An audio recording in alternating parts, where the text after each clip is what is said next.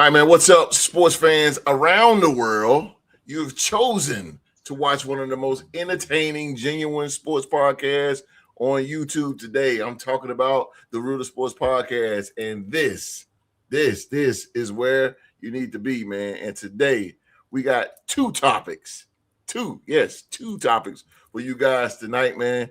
It is still podcast panel month, so that's when one of the podcast panel members will give us the topics for the night and whatever they want to talk about. And ladies and gentlemen, we're going to hear from our very own Rockstar Rock tonight, man. We're going to see what he got in store for us tonight on the show.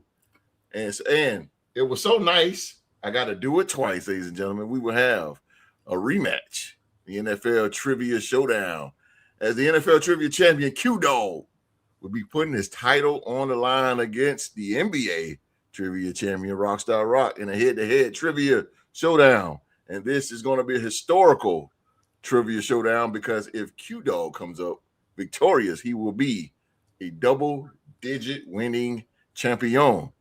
And I'm talking about 10 wins in a row.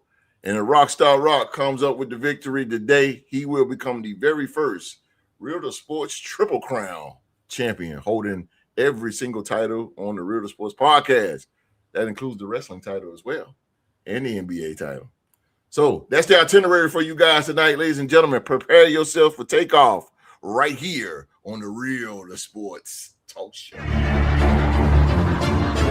I can't accept the loss, I'm hard-headed. There's a little bit of madness to my method. Many falling off that fine line that I'm treading. I risk anything to be great, and I'm not letting nobody rob me of my victory. Number one, that's what I'm meant to be. When by any means, only thing that makes sense to me, I can make nice or make history. I got that dog in me, yeah, turn me up. Big energy, got the crowd going nuts. I got that dog in me, any up. I take on anyone, I don't need a one-on-one. Got that dog in me, yeah, I'm talking all bite, no bark. I could rip your squad apart. I got that dog in me, any up. I take on anyone, I don't need a one-on-one. Got that dog in me, yeah, I'm talking all bite, no bark. I could rip your squad apart. I got that dog in me, so what's up? Yeah, so what's up? I told her move over, enough of that mediocre. I've been the man since cruising around in the stroller. I got ice in my veins like a cut in Minnesota. Why not show you how I'm built? Come a little closer, ayy. Lot of heart, been smart, aura gotta glow. We can restart, give head start, still get the same result. I'm about mine, don't you get it confused. I'ma win again, yeah, that's all that I do. I got that dog in me, yeah, turn me up. Big energy, got the crowd going nuts. I got that dog in me. I don't know about y'all, but that song gets me hyped now. So here I go. Thank you guys so very much for being here with us on this Saturday night, wherever in the world you are right now. Right now, man. We hope you guys had a merry, merry, merry Christmas. And we got 2 weeks to go to the end of the 2025 NFL season. Welcome to the Real Sports Talk Show. And here you will get some of the most entertaining, analytic, genuine, unbiased opinions and discussions right here on this very show, man. Right here on this very show. Ladies and gentlemen, go check out our sponsors, man. We got gear. We got it all. Click on the links in the description box below. All our sponsors, promo codes, get discounts on everything right in the right up under this video. All our links and sponsors, man. So, ladies and gentlemen, without further ado, please allow me to introduce you to the excellence of executions right here, ladies and gentlemen. They are the Real to Sports Podcast panel. And shout out to Supreme in his absence. He may come in a little later. Shout out to him, man. Shout out to him. But, ladies and gentlemen, he is a legend residing right now in Winston-Salem, North Carolina. 6'3", so he's a tall guy. 6'3". This man is all about Armani suits, Stacey Adams, Rolexes, you name it. He is the James Bond of Winston-Salem, a living legend, a Hall of Famer, ladies and gentlemen. He is the NFL Trivia Champion. He is the legendary. He is the diggity dog. He is Q-Dog, my man. Yes, sir. What's going on there, host? Thank you for that wonderful introduction. I want to thank y'all for coming in and joining us this evening. I hope each and every one of y'all had a very Merry Christmas and time to enjoy your family. I want to give a shout out to my Vikings, man. I'm telling you, boy, I'm telling you. Minnesota. Solar Skull Vikings. That defense has been on a tear the last 4 games. We only allow 1 touchdown in 4 games. And also, we're knocking teams out of the playoffs, killing their dreams. Yeah. Oh, Brian Flores, boy, I'm trying to tell you. Quasi, I'm telling you right now, you and the Wills got to put your coins together and give Flores that bag. Keep that man in Minnesota. Don't let that man escape the building, baby. Don't got do that right. Yes, sir. So, and now for that shout out right there with that defense, man, I'm telling you, watch out, Packers. You coming to see that? You coming to knock you off too. And that be said, let me get my Gallahorn together and let me sign it off for Brian Flores, man. Get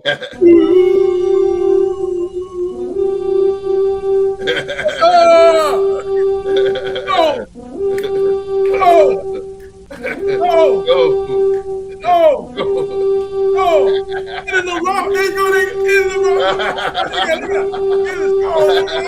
There you go. Oh, the rock. Yeah. That's what I'm talking about. Yeah, what I'm talking about, baby. Baby Jaguar jumping in there. Look at him. Yes, sir. Little Jaguar there. Yeah. Oh, man, the live chat is off the chain. Yes, hold on, y'all. Y'all hold right there, y'all. I'm coming. Good God almighty, live chat. I'm coming, y'all. All right, man. last but not least, man, Duval. Duval is in the building. I'm talking about good old Saxonville. Boy, they are hot right now. They are red hot right now. 3rd place in the AFC behind the Broncos and the Patriots. You talking about a turnaround for this team right here. Good gracious, boy. To me, one of the most complete teams in the NFL. Representing Duval in the Jacksonville Jaguars, ladies and gentlemen.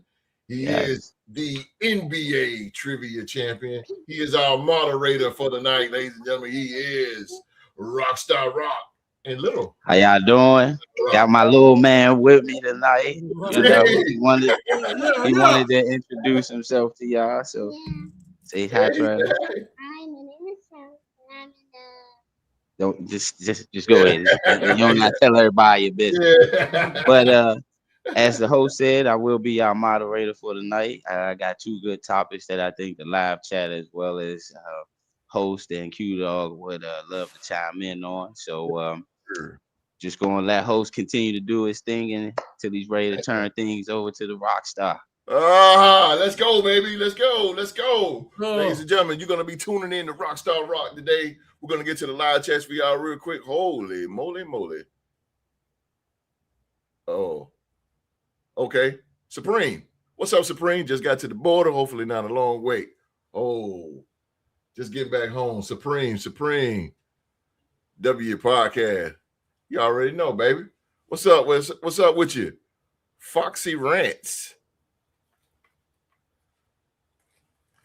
Pierre Butcher, what's going on? What's up? What's happening? My favorite NBA team, San Antonio Spurs over here, baby. Boston. Frozen North. He said let them know, Q. Supreme said let them know. Yes, sir. That's right, baby. The Vikings putting everybody on notice. Let them know, baby. The Vikings, boy. Woo, boy, I do not want to play them right now. No, sir, bro. You're going to get choked out. You got that defense off the chain, boy. Yes, sir. Woo. Oh, Sheila Dupree. My baby. What's up, baby? Sheila Dupree is in the building. Dupree, man. All right, live. The live is wilding right now. That's what's up.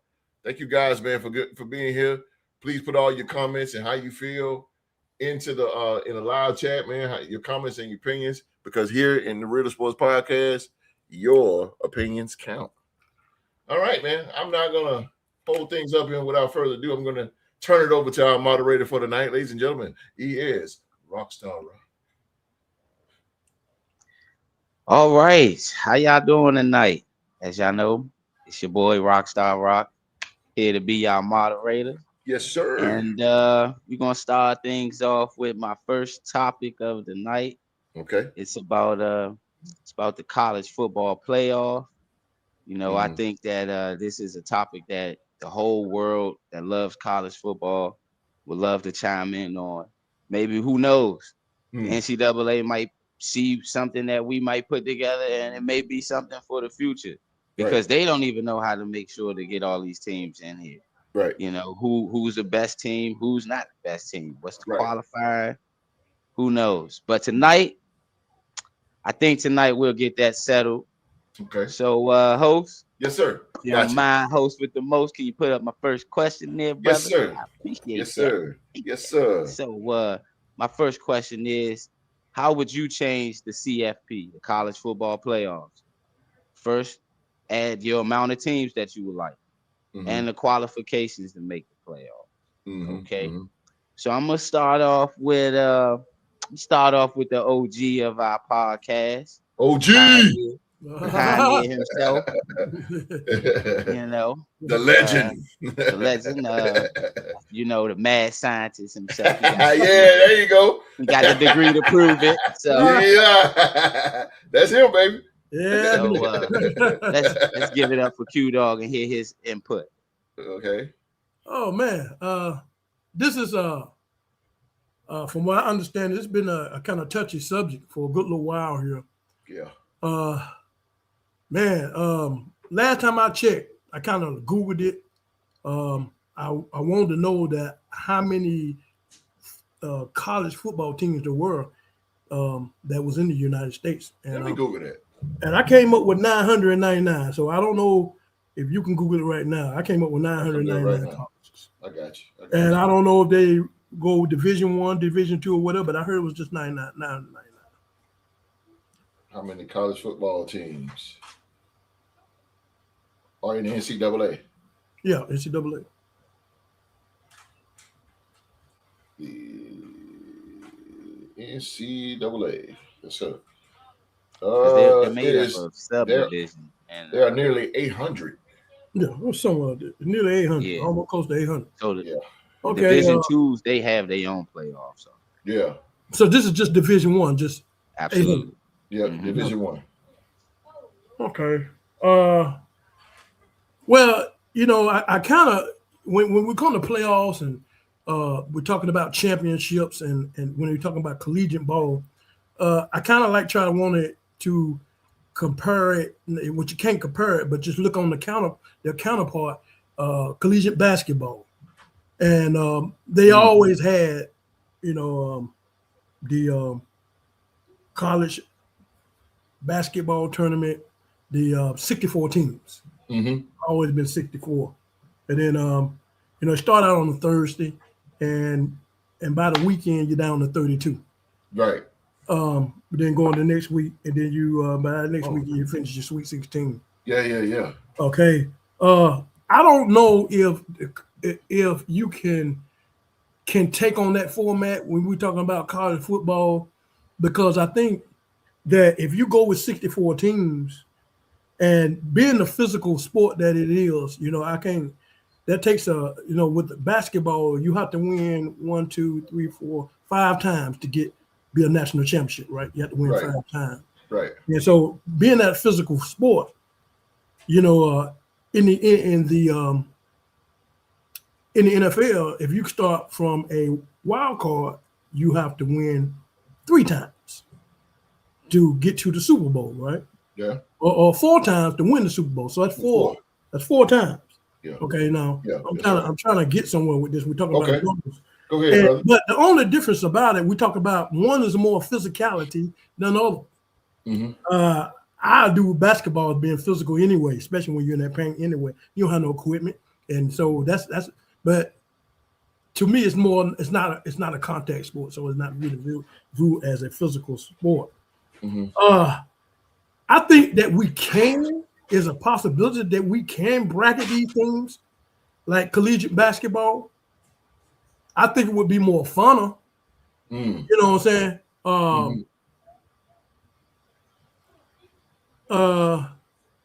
And they can always each week, and then it can be just like a regular season Saturday with all these colleges playing on a Saturday, and you just narrowing them down, And I don't know why they never came up with that format.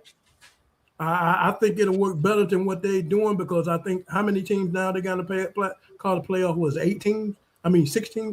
12. Yeah. Just 12 teams. You're looking at 12 out of 800 something schools. Yeah. And 12, we know that out of 800 something, it's still 800 something teams out there that still are good. Absolutely.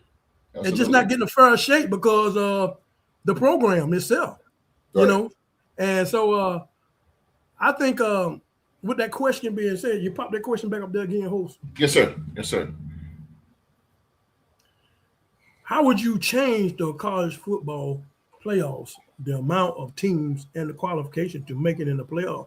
Well, I'm gonna start with the back end of that question. The qualification is to if you're undefeated, you automatically in. Boom. I mean, because that takes a lot for you to go undefeated. I don't care who you're playing or whatever. That says a lot about your team, and you deserve to be a shot at some type of title. Then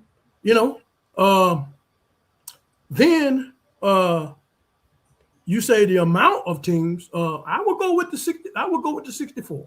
I try to implement the college. That's a lot of teams. Don't get me wrong, but at the same time, I get where you're going. Yeah, you get what I'm saying. You gotta, it's better than 12. Yeah.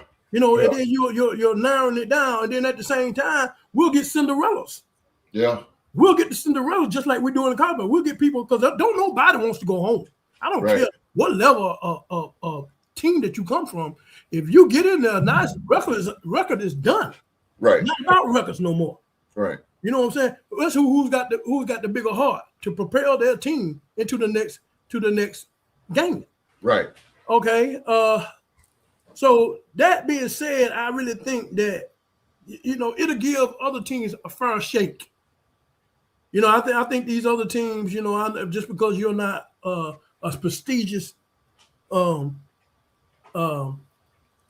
prestigious college, you're not Ohio State, Michigan, or Alabama or something like that, and you can take your team and your team can go all defeated for the whole season, but you're not given the props because your team is not like Alabama. Your team is like Ohio State. You're not looked at like that, but still, you went undefeated. Yeah. I mean, you ought to be given a fair shake at winning a championship, even if you get knocked out. At least given a fair shake. You know what I'm saying? I mean, that's not right for them. That's not right for them. I wish they would go to it. I'm not a good college fan. I watch it here and there. I'm more like players, considering what my team as the Minnesota Viking needs. So I hunt players. That's why I do. I hunt players. I'm pretty good at it. I'm a draft wizard. Yeah, he is. Yeah, so Mel Kiper, when you retire, I got something. I'm gonna replace you, dog.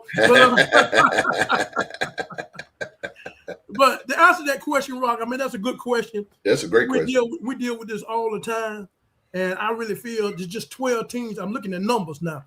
Out of 800 something colleges, I mean, there are a lot of teams out there not getting a fair shake. Their team can go in, and it's a lot of undefeated teams out there.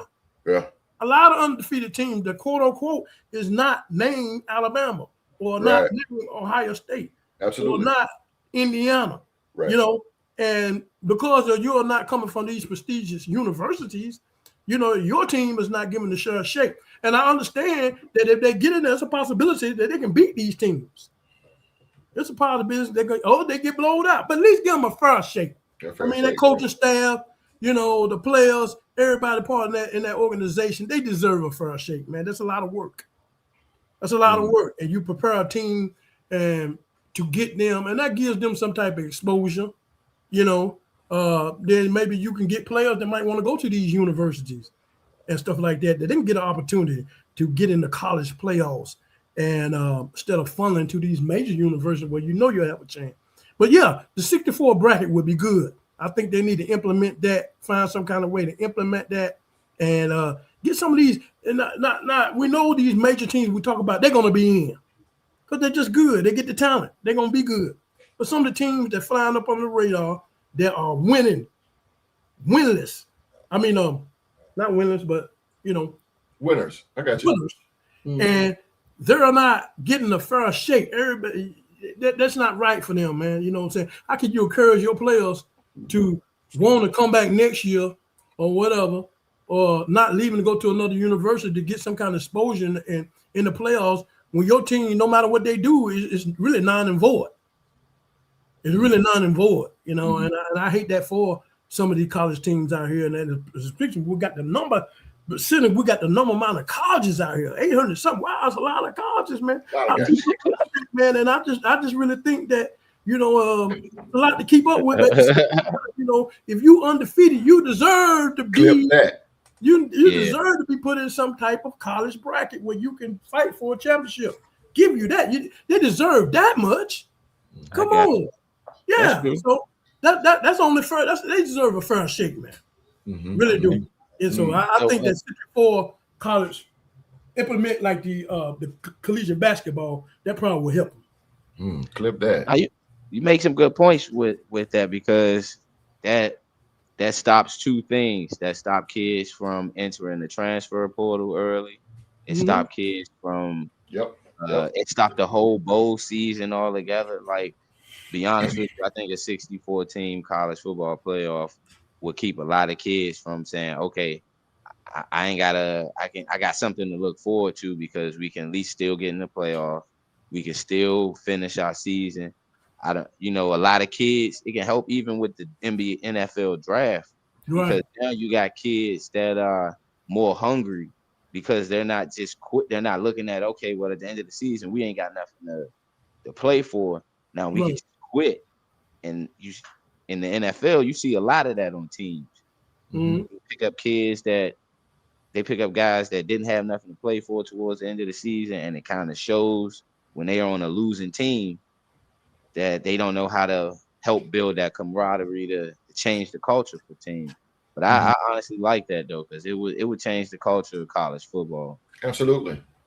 As far as with a 64 team, doing away with the bowl season and allowing kids to really finish their college experience. But another thing, what you're saying, Rock, when you're talking about doing away with the bowl season, you're talking about messing with these people's money.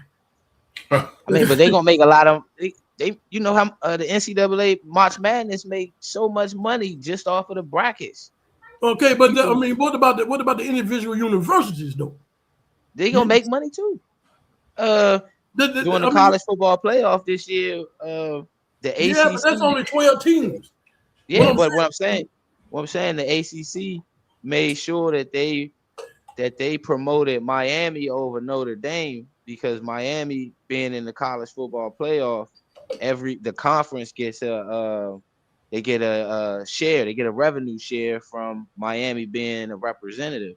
So the more teams you have representing your prospective conferences, those schools are going to benefit from it. So that's why Notre Dame was mad, because they're like, oh, the president of the ACC or the commissioner was promoting Miami, but every other team in the ACC gets a revenue share from Miami continuing to make it fourth in the tournament. So all of that's going to be handled. If a team, say for example, Vanderbilt made the tournament, and let's say Missouri didn't, the more Vanderbilt plays for the SEC and all these other SEC teams play in the tournament, Missouri's still gonna get revenue share from it. So that's the big thing about it with the college football playoff now, is certain teams are making these little loopholes to get in the tournament without having to do anything. Notre Dame only has to be ranked 12th in the nation next year, and they automatically in the tournament without even having to. They can play cupcakes all next season, as long as they rank 12 or beat two teams that's ranked, and they in the top 12, they in the tournament. That's like you said, it's unfair. It's bull. It's unfair, and at least in the Division II playoffs, you got teams like Villanova, Georgetown, some of these teams that you wouldn't think have football teams Right. in that Division II playoff, and they at least got a shot. I mean, not San Diego, South Dakota State or one of Yeah. them teams always win it every year. But I mean, at least It's they true. got a shot though. Yeah, it's true. It's not based off of who you played or the level of competition or which conference is liked by a bunch of people. That's what the college football playoff is now. You know, which teams are liked by the amount of individuals that got the say so of the tournament. But to continue on, you know, we're gonna pass it on to the host with the most to get his input on this, and I'll finish things off before we go to our second question. Okay. It's like batting out the Babe Ruth. Q's right. I like that 64 teams, and only thing about it is these teams. You got to have TV time, and well, not necessarily TV time. Well, yeah, TV time, and you know these kids gonna be whining and complaining. I got to play every week. I got to do this. Blah, blah, blah. It's always gonna be something. But you can, I can do. It can do just like how the March Madness is with all these teams. That's a great idea. That is a great idea. I came up with.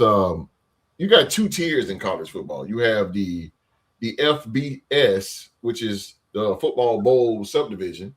And then you have the SCFS, which is the football championship subdivision. Okay, so there's 10 conferences in the FBS D1, and it's like 13 in the other, which is like the Ivy Leagues and all that good stuff. Okay, so have every winner from each conference, because in the FBS, you got, you know, SEC, Big 10, ACC, Big 12, Sun Belt, all those conferences. And then you got in FCS, you got the Ivy League, you got Big Sky, you got the Patriot League, like stuff like that. But anyway, have a champion of that conference. And then whoever, they play the next conference. And they play the next conference until you get that one. So you have, at the end of the day, you have the FBS, who the guy who won all the team who won with all those SEC and all that, had that FBS champion, and then FCS, which is maybe an Ivy. And some people might say, "Oh, that ain't fair." It ain't. It ain't. Or you could just mix it all together and make each conference winner go to the championship, the conference. We got to do conferences. I don't understand the ranking of college football. It is so far off. The AP standings is just so far off. We don't know. Year after year, I hear complaints. I complain myself. Like, how is the North Carolina or somebody, or like Rock say Vanderbilt is 22nd, then they beat such and such, then they 16. They jump all the way up to 16. But they lose, they jump all the way to 25. Like, how does that work? Like, I don't understand it. But if they go by the league in college football in the playoffs, they go by each conference. The winner of the SEC title plays the winner of the ACC conference. And just go like that, man, and just end it all right there. Then you have one big national champion. Now, the only thing about that is going to be complicated. Like Q said, when you're undefeated, you automatically go. And I agree with that too. If you're undefeated, you should go. Oh, you just stopped me in mid-sentence. Latino Heat is in the building. Yes, What's sir. going on, gentlemen? Latino What's going Heat. on at Supreme? That man was Going on, Russian, gentlemen? boy. He was like this. Yep. You know it. Welcome, brother. Good to see you. Good to see you, man. Great to see you guys. Yeah, man. So I would do that. I would do that all conference winners. But I think Q had a good idea with it should do it just like how March Madness do it, man. That's and go by later. It take 2 months. It's going to probably take 2 months to do that, because basketball is not football. You got to really, really prep more than basketball. You know, and I think Q got a good read on that one. Yeah, I mean, you know, with the NCAA, you know, I mean, to cut you off, No, man, you win on a Thursday, then you got to play on the Saturday. Yeah. You can do that in basketball. Yeah, but then again, you know, it's no different from playing on a Sunday than playing Thursday night football. It's the same concept to me. You know what I'm saying? I mean, you flying out, but difference in them, you know, they play on the same court. So I don't know how they would do it on the field. You know, when they get everybody to come and play in a certain region on a certain field. Yeah. You know what I'm saying? Like 2 games on this day. And I don't know how they would do that. You know, that would be because they could play on the same court, you know. But it's fair because everybody will have a fair shot. Years ago, Boise State got screwed. Boise State was undefeated, and they did not get a national championship bid. And that wasn't right, man. I agree with I agree with that. I mean, Boise State was something else for a lot of years, many years, and they was undefeated, and they just couldn't get there. And like I think Rock said, it's always Ohio State, Alabama. Back then, it was Florida State. You know, it was always those powerhouse teams that's always getting up. But I would love to see a team like the Missouri State University or Wichita State, somebody like that. You know what I mean? Like a Cinderella team, man. That's the beauty and magic of March Madness. Yeah, that's what excites us when we watch March Madness. What you want to see? You're going to see a Cinderella. You're going to see an upset. You're going to see. Don't even have to be those teams. It can just be a low tier team that's in a big power conference. Yes, sir. Absolutely. Absolutely. Seeing, let's say people were saying about Duke beating Virginia in the ACC championship game. Yes, that just go to show you. Teams overlooking the team, you can get beat even on the highest stage of the game, which was the championship game. That was for the ACC championship. There you go. That's exactly right, man. So man. Says that can't work out in the?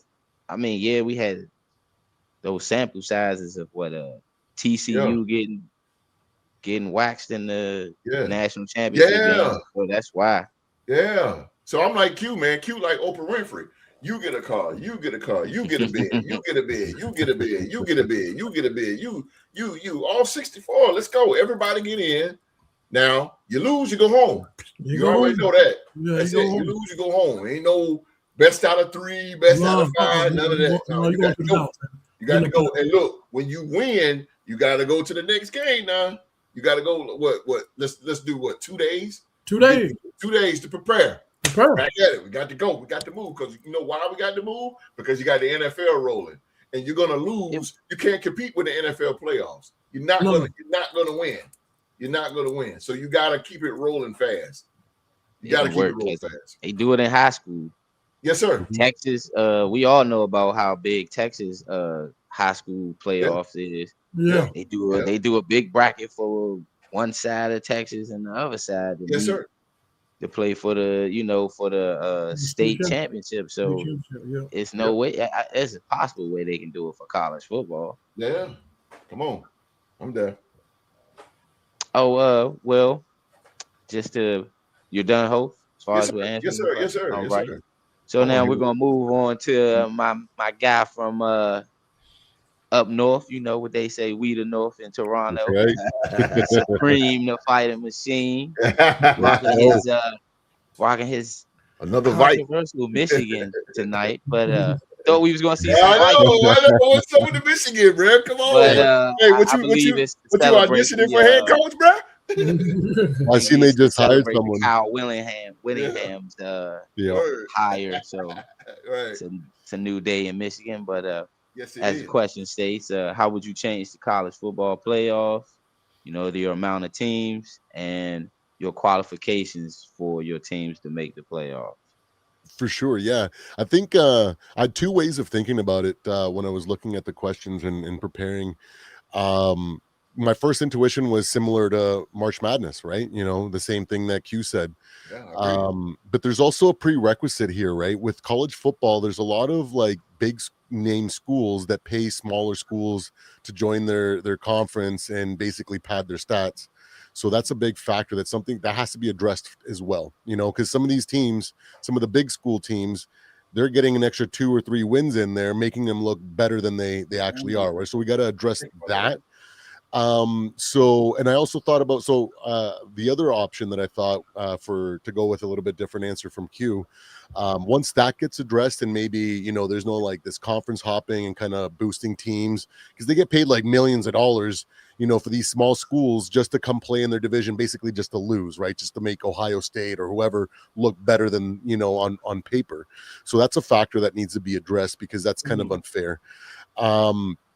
But outside of like the 64 bracket and bringing it down, I was thinking maybe a variation of like the way that FIFA does it, or like the World Cup does it, where you got multiple brackets, and still, instead of like qualifying first like the World Cup does, just go like elimination rounds, so you get like the best conferences or whatever, you just split them up, accordingly, so because you don't want like some of these small schools going up into like a bracket with some of the big schools, right? So then that way we do get these Cinderella stories, right? Because everybody wants to see an underdog come out and beat Alabama, a team that's like, that has no clout, has, just guys that are just trying to make a name for themselves. And if they come away with a massive win on a big stage like that, that could boost their draft stock, make them actually get into the NFL stuff. So that aspect of especially college ball, like, really, like basketball, like really, hypes me up. I love rooting for underdogs as well, right? So, doing it something like that, maybe, because in FIFA they got like A bracket, B, C, D, or whatever, right? So you can kind of spread them all out, make them a little bit easier or equal, so that everybody has a competitive path to the final bracket, and then the best of every single bracket gets to fight it out, sort of thing. I like that. I like that. Kind of, and it still kind of ends up being similar to doing like a 64-man bracket, where everybody still gets a chance to kind of, pull it out the mud, sort of thing, and make it there if they can make an awesome run. But and maybe for some of these smaller schools, it's not as a daunting of a path than with a 64 bracket. Both I think would be way better in my opinion than what's going on now, because I get confused. Like you guys are saying, I'm like, hey, what does this bowl mean? Like, oh, we had the what is this first responders bowl the other night, I'm like, what part-time bowl that's going on right now? What is it? Snoop Dogg got a bowl. Snoop Dogg got a bowl, bro. What does this all mean? Like, is this Georgia Tech? Is it a Pop-Tart bowl? What is that? Right. So but I get also there's a side of like the money, aspect, the sponsors, need to get their capitalism. Exactly. Capitalism is a massive factor, right? So that would be my suggestion. And first off, but before all that, we need to address how these schools pad their stat or their records, right? Because that's kind of rough, for some of these small schools. They can't afford to pay smaller schools to come in and pad their stats, right? So it is what it is right now, but hopefully they get their act together. You ain't kidding. Yeah, my biggest thing and take on that is that we talking about all these colleges, 800 something colleges, and it takes a lot to run a football team. It takes a lot, man. It basically everybody down to the water boy, and everybody got to be on one accord, these meetings and everything we know as a football organization that what goes on. And for you if you're a small team, and for your team to go through all that and be undefeated, that says something. Yeah. I mean, it says something. And you should get rewarded. And no better way to get rewarded to have an opportunity to play for a national championship. Mm-hmm. Just the opportunity, man. I'm not saying that you're going to go somewhere. And yeah, we know, just like in the NCAA basketball tournament, we got number 1 seeds in different brackets, and there's a chance that you might have to play that number 1 seed. It is what it is. But at least they gave you the respect. Yeah. Give you the chance. They gave you the chance. You know what I'm saying?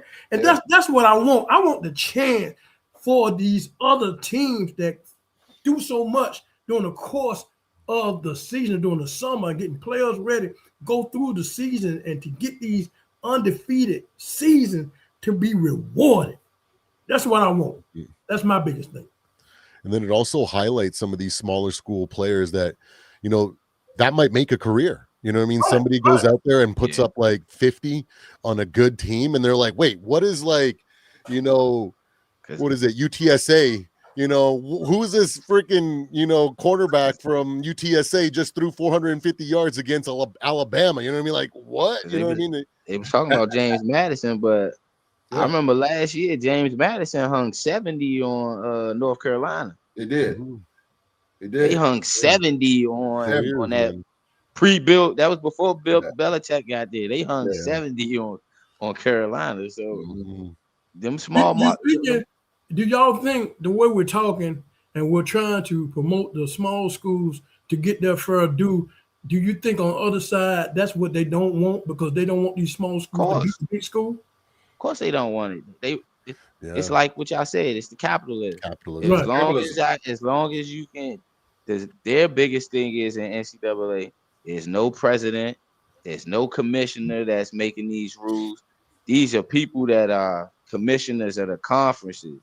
That, let's say, for example, just hypothetically speaking, the commissioner for the Big 12 and the commissioner for the SEC might have went to school together, might be friends together. They wives might go shopping together. Right. Hey, what's the best team in your conference? Your best 4 teams? All right, we're gonna make sure, that's the collusion that's going on behind closed doors that these analysts on ESPN are trying to downplay with these bogus qualifiers. And then they get mad when certain teams don't get in. Right. If y'all had a commissioner that would just state the rules, like, okay, Roger Goodell doesn't get involved a lot with the NFL, but at least there's some type of structure as far as with the playoff implement, as far as with there's a tiebreaker, as far as with now in the playoffs, there's an overtime period where you have to actually, if there's no ties in the playoffs, in the overtime period in the playoffs now, the team gets a chance to actually score. Remember in the playoffs years ago, it was always sudden death. It's always sudden death. You get tails off the flip of the coin. Yep. All I gotta do is get to the 40, maybe my opponent's 40-yard line. We can take it from here, and they ain't gonna get the ball back.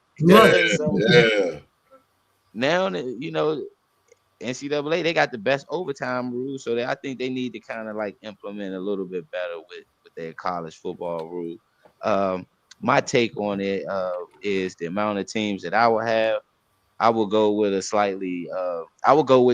the top 25 teams that they have as far as with the AP top 25, and see how that works as a business plan model. Before going to the full 64 teams, based off of the revenue and planes and things of that nature. And kids still got to go to school and finals and things of that nature for that. So that's why I see why they do the NCAA tournament in March. Whereas though, like right now, they could do a playoff from December because that's pretty much their bowl season. These kids aren't at home. I mean, these kids aren't in class. They either flying to go home or coming back to the university to chill.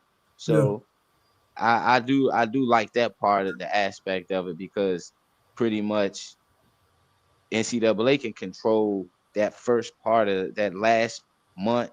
Football can really control the last part of the year if the NCAA decides to go with a college football big tournament, and we got the ending of the football of the actual NFL season going into their playoffs, because people don't watch NBA right now anyway. So the NFL and the NCAA will control the winter months completely if they decide to do a big deal with the college football. My qualifiers, I would say it will be based off of if you had an undefeated season, who your actual, if you have at least 3 or 5 top ranked wins, You know, you gotta at least play somebody within the top 25. You know, whether it's neutral site, whether it's a home or away. To me, I feel like I would do away with neutral site games as far as a qualifier for the playoffs, because I feel like, yeah, you're gonna have those neutral site games in the tournament, but as far as for the regular season, we need to see to determine, can you go into somebody else's house and beat them on the road on a Thursday, on a Friday, when your back's against the wall? Can you go in there and beat, how many top 25 wins or, you know, ranked opponent wins do you have on the road or at home? To me, I think that would be a big qualifier within my per se tournament as far as with the college football playoff. And I will only have two automatic qualifiers, and they'll be the two teams that would have the undefeated record. Well, it don't matter what conference they're in. Wouldn't matter. As long as they have an undefeated record, they'll automatically be a qualifier. I like that idea that Q Dog stated, because you do have some undefeated teams out there that don't get that fair shot, and they do need that exposure to help with them as far as within next years and years to come within the transfer portal. Because these teams, like Q Dog was saying, these teams that don't make the college football tournament, that may be undefeated, that may be in these small colleges, they're getting poached come January during the transfer portal to beef up these high marketable teams like the Ohio States, like the my squad, Florida State. We ain't been in the playoffs, but we still be poaching some of them good teams that don't make it per se. But we're gonna move on to the second question, host. Yes, sir. All right, my second question would be, I'm sorry, I used wrong English here. You're good. How would you change the Pro Bowl and the NBA All-Star game to make it more competitive? Oh Lord,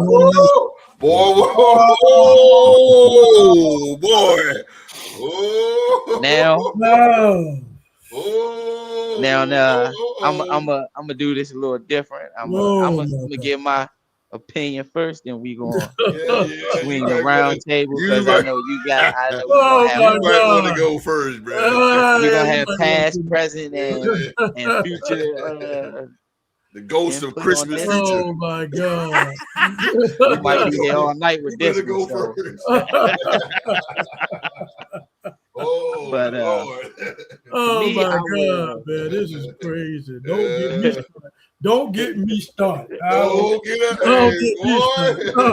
This is D1 right here. You did all right till you came up with that. But good question though. They ain't gonna like my answer, but go ahead. hey, it's opinions here. We no judgment. This is a friendly, good debate. First, Mr. Moderator, what you got first? Okay, so to me, how I would change the Pro Bowl would basically be the voting system first. I hate the voting system of the Pro Bowl. I agree, because they don't necessarily award teams that are up and coming and winning. Like Jacksonville has one Pro Bowler, and it's our long snapper. But all of our good players are alternates. Long snapper. Yeah, it's our long snapper. Damn. Yeah, true. It's like the Cowboys not making the playoffs. They have like 6 Pro Bowlers. The Ravens got 6 Pro Bowlers based off of their guys' names. So that's crazy. TJ Watt's making the Pro Bowl, and him and Josh Hines Allen have the same sack pressure rate this season. Wow. Jacksonville always gets screwed with that. No, but I'm just saying it happens to a lot of teams though. Yeah. It happens to a lot of teams, not just Jacksonville. Some teams get Pro Bowlers and their teams don't win. Like y'all got Max Crosby in. I mean, I'm not taking nothing away from Max Crosby, but to me, I feel like you deserve, if you're gonna be in the All-Star game, at least you should be putting on your team should be out there putting on an All-Star performance as well. I totally agree. You got to lead them to some type of wins here. Your name alone and what you do in like a few games here and there, it's bull. you know. But I don't want to take. That's what I would do. I would change the voting system a little bit. As far as with the game, I would get rid of that Pro Bowl games, bull. Get back to the wholeness of it. Football. Now, if you make the Pro Bowl and you decide not to show up, then the alternates will play.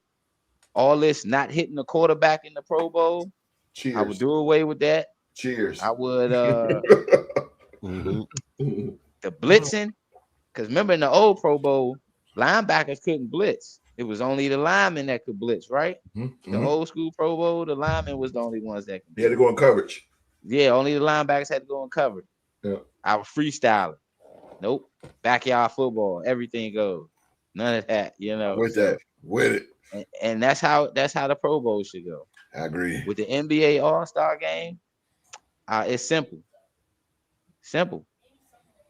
It's back to the basics with the NBA All-Star game. If you get voted to the All-Star game and you planning not to be competitive, don't show up. Don't show up. We want to see the stars go at it. If we got to do the USA versus the world every holy year, shit. Let's go. By so big, we bring in some of them FIBA. You know, they can do that in the NBA. Had the NBA All-Stars versus the World All-Stars. Had them European athletes and some of them FIBA All-Stars from across the land together. You'll get a competitive game. You know, that's my take on it. And let's see here. Who we gonna start off with first? Supreme, he gives us the business aspects of things. Supreme. Host gonna give us the realism. Q Dog gonna give us all three. All right, I'm gonna start with host first. I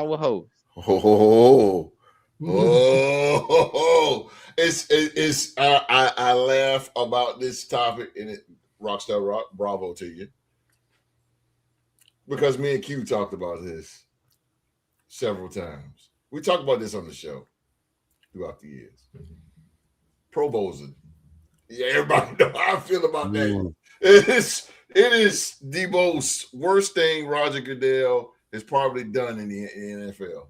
It is and like to go back to what you said about how the Pro Bowl used to be, AFC versus NFC. You had Michael Irvin and Deion Sanders and Troy Aikman, Steve Young. You had the best of the best out there. But the thing about it, man, they played football. Those guys wanted to play against each other. The Super Bowl team didn't play. If you're going to the Super Bowl, you didn't play. Understandable. But those guys wanted to play. I know Ray Lewis, boy. Ray Lewis he used to be psyched about that because he was playing the best. He said, "I'm playing the best in the league," and he's looking forward to that game. I would change, man. I'm with you, Rock. I would change it back. It needs to go back, man. The NFL want to really, really make some money for real. Put the Pro Bowl back and let these guys play. You're trying to protect these guys too much, man. We the people, us fans, we want to see the best of the best. We want to see the best of the best go at it, man. In the All-Star game, they're not doing that in baseball. In baseball, they're competing because they got something to play for. In the Pro Bowl, they really don't have nothing to play for. But it's just the simple fact that you're playing against the best players in the National Football League. That's bragging rights by itself. Okay, now they go over to the NBA All-Star game. My God have mercy. This is one of the games that I love so dearly. I used to, as a kid, look forward to each and every February. Good Lord. The three-point contest. That's a shame that the slam dunk contest and the three-point contest is the best thing in All-Star weekend. I watch them and I don't even care about the game. I don't care. Sunday, whatever. I'm looking for Saturday. It's crazy. But to go on it real quick, man, I really think that these guys need something. And of course, last year was a boo. Everybody booed them. Lackadaisical game. They need something to play for. And what I came up with, I believe we talked about this year on the show, is it's a 7-game series in NBA Finals. If the Eastern Conference win, that Eastern Conference team gets those 4 games at home.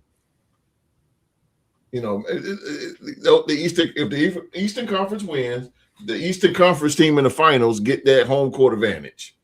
They get that home. We got to do something. I think the winner makes $125,000 and the runner-up gets $50,000. No, the runner-up should get nothing. You lose, you should get nothing. If you're not going to do the 7-game series, the winner gets home court advantage. That's fine. So the winner should get $175, and the loser gets nothing. If you're going to do it like that, play for money. Get whatever it is. Make this thing $175K, right? Yeah, $175,000. What did I say? $175. Oh damn!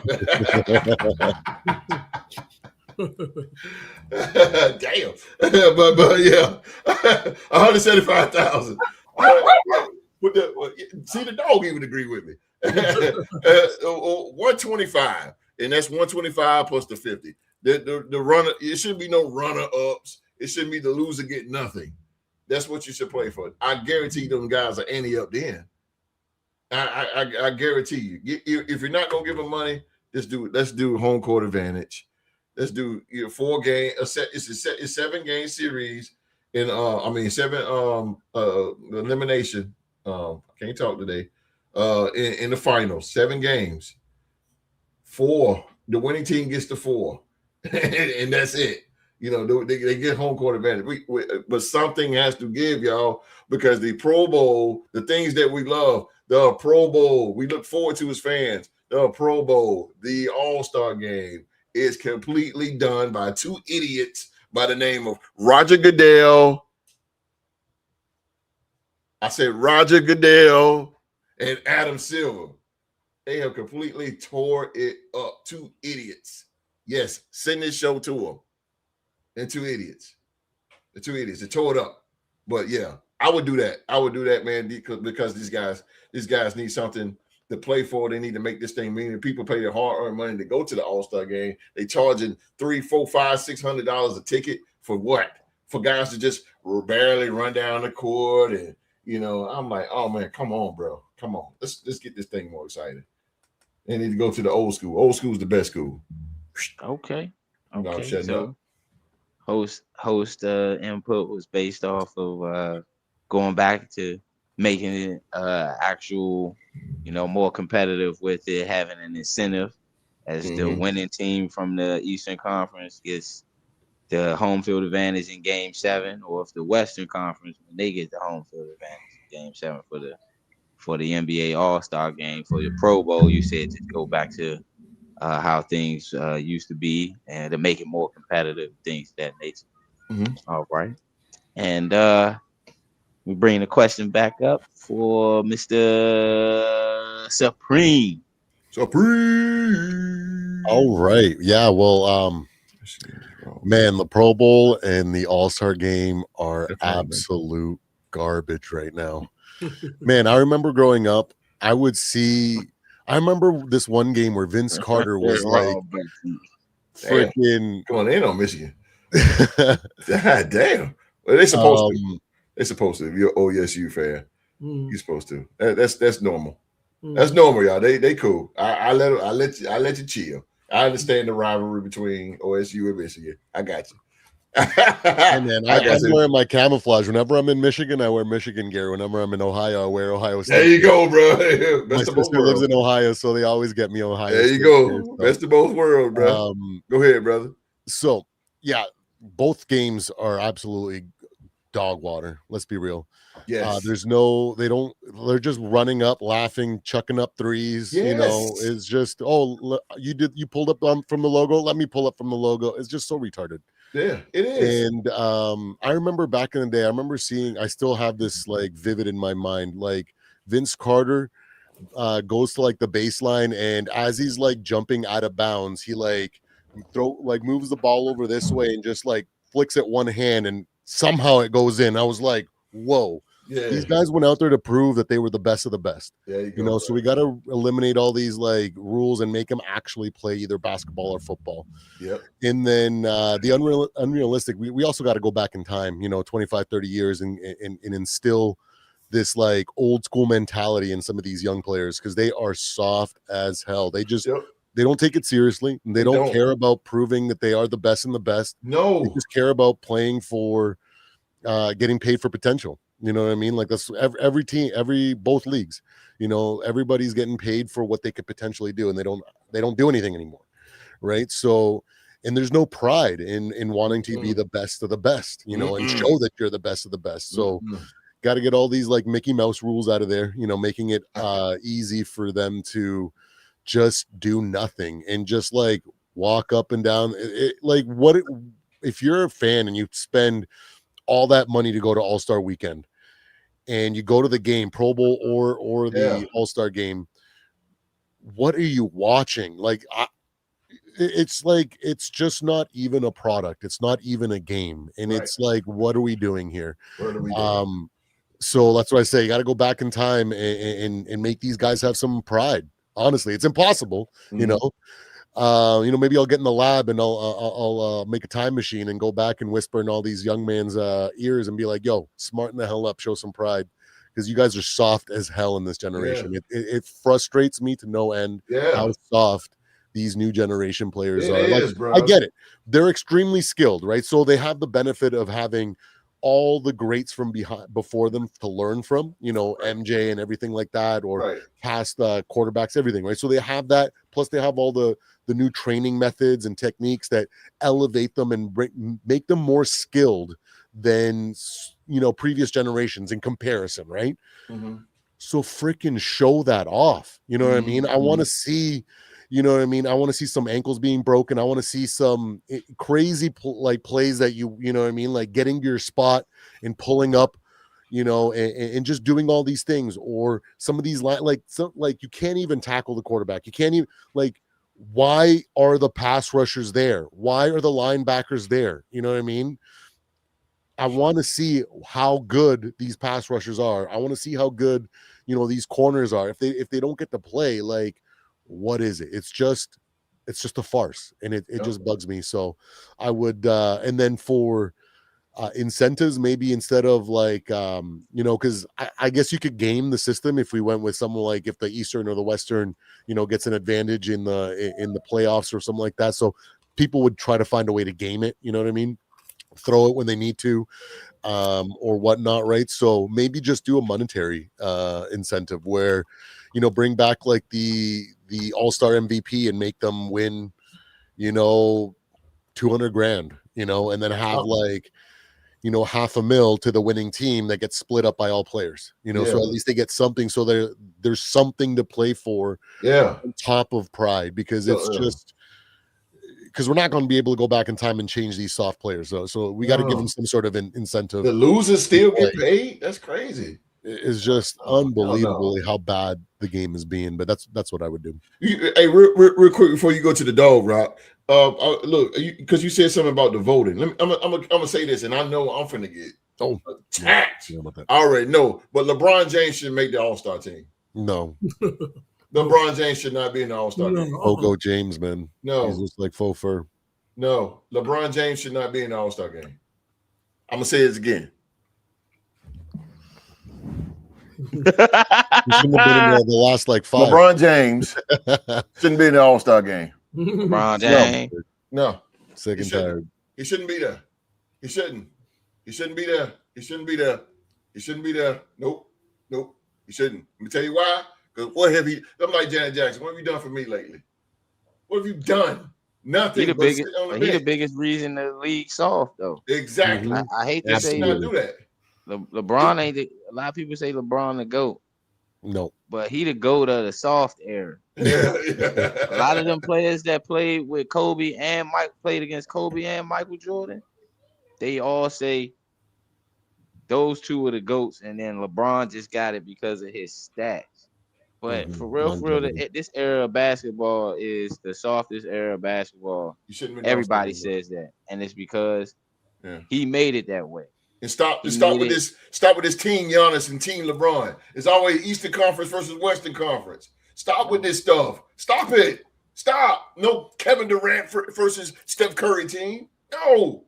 Why? What? A few years ago we had Klay Thompson and Steph Curry on different teams when they both played for the Golden State Warriors. That's dumb. Why the NBA right now got the away team in white jerseys and the home team in dark jerseys? Yeah. I hate crazy. that. That's I don't crazy. even know which one is which. That's crazy. LeBron James should make the All-Star team. Go ahead. I had to fit that out. That was balling up inside. Well, all up in last but not least, the dog is the Lord dog. Have mercy. The dog himself. Lord. I tell you what, this is definitely a very interesting question. Yes. And I'm gonna twist mine a little bit. I'm gonna twist. Let's just forget about players. Let's just forget about players. The end of the question is, what can we do to make the All-Star game and the Pro Bowl more competitive? We're missing that word, competitive. And to me, it's not about what they can do. It's about the players. Because let me give you an example. All right, let's forget about the players that play football, NFL football, and NBA. Let's use us for as example. All right. Let's go NBA. Say, Coach, you play for the Spurs. I'm the Laker. I'm gonna throw Kareem as Dallas Maverick. Toronto Raptor. Oh, but I'm just let me. But we're all in the same Western Conference. I'm throwing Rock in there as Houston Rockets. And so the thing about it is that I see you at least 2 times a year playing against you, each one of y'all. And y'all have a certain skill, and y'all dominant for your teams. And I got to fight to beat you. Every time I play each and every one of you, all season long. Then we all 4 are so competitive. We all 4 are so talented at our position. We get to be voted for to represent the Western Conference All-Star game. And guess what? We on the same team for once. We on the same team for once. So instead of taking our talent and coming against each other, we put our talent and go over and fight against the Eastern Conference. Things I wanted to do and play with the host, I can do now. The things that the host wanted to do with play with Kareem, he can do now. The thing Kareem wanted to do and play with Rock, he can do now. He can do now. So it's the players that now I got the man who I've been playing against with all this talent. We can combine our talent together and be a super team for once. For once. For once. Right. That falls on the players, man. Yeah. That falls on the player. That's how it used to be back in the day. Yeah. You see what I'm saying? Yeah. Yeah. Now, then you fast forward to the NFL, the same thing. The same thing. Host your quarterback or your team. You putting up astronomical numbers. I'm a wide receiver for the Vikings. I'm putting up astronomical. Kareem, a running back for the Vikings. He got voted back. Rock, he's another good wide receiver for the Cowboys. So we're making a wide receiver duo. I hate to do you like that, Rock, but I get your analogy, putting us all on the same conferences, despite who we personally are. We took all this talent, and we're all on the same offensive team together. Put you on the Cowboys. I hate to do you like that. Right? It's cool. It's all cool. My mom put you on the Cowboys. Between you and Kareem, I couldn't do my brother.